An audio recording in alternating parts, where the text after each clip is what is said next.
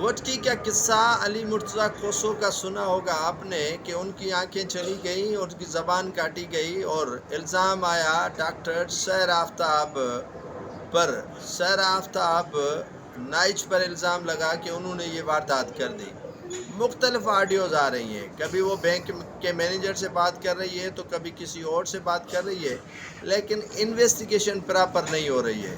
نوجوان کہتا ہے علی مرتضیٰ کوسو کہ میں نے ان کے اکاؤنٹ میں کوئی ٹرانزیکشن نہیں کی اور کوئی چھیڑا خانی نہیں کی ہے.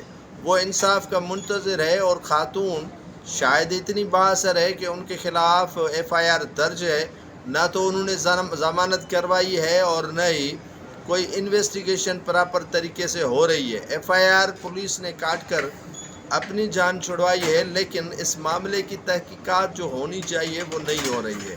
علی مرتضیٰ کوسو کہتے ہیں کہ اس کی تحقیقات تو کروائیں، دودھ کا دودھ اور پانی کا پانی ہو جائے گا.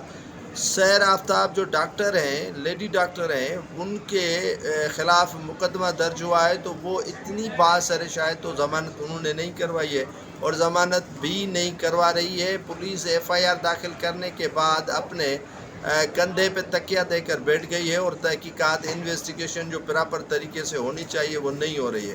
سندھ کے حکام بالا بھی اس معاملے پر جو ہے وہ نوٹس تک نہیں لے رہے کہ ایک شخص کی آنکھیں چلی گئی، ایک شخص کی زبان کٹ گئی، لیکن معاملہ یوں کا توں پڑا ہوا ہے اور ایک دوسرے کے خلاف جو ہے وہ رسا کشی سوشل میڈیا پر ہو رہی ہے. ڈاکٹر سیر آفتاب ایک ویڈیو رکھتی ہے، آڈیو رکھتی ہے کہ میرا قصور نہیں ہے، لیکن وہ سارا جھوٹ کا پلندہ ہے. جتنی بھی باتیں وہ کر رہی ہے وہ ان کے ساتھ مماثلت ہی نہیں کر رہی ہے.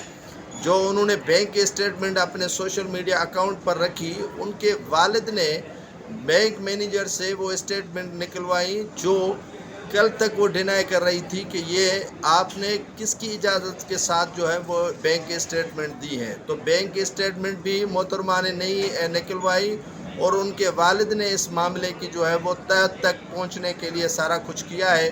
نوجوان انصاف کا منتظر ہے، جس کی آنکھیں چلی گئی ہیں، جس کو زبان جو ہے وہ کاٹی گئی ہے اور اس کی تو دنیا ہی اجڑ گئی. اور یہ ڈاکٹر ہے کہ اپنی جگہ پر موجود ہے، لیکن تحقیقات کرنے والے ادارے خاموش ہیں.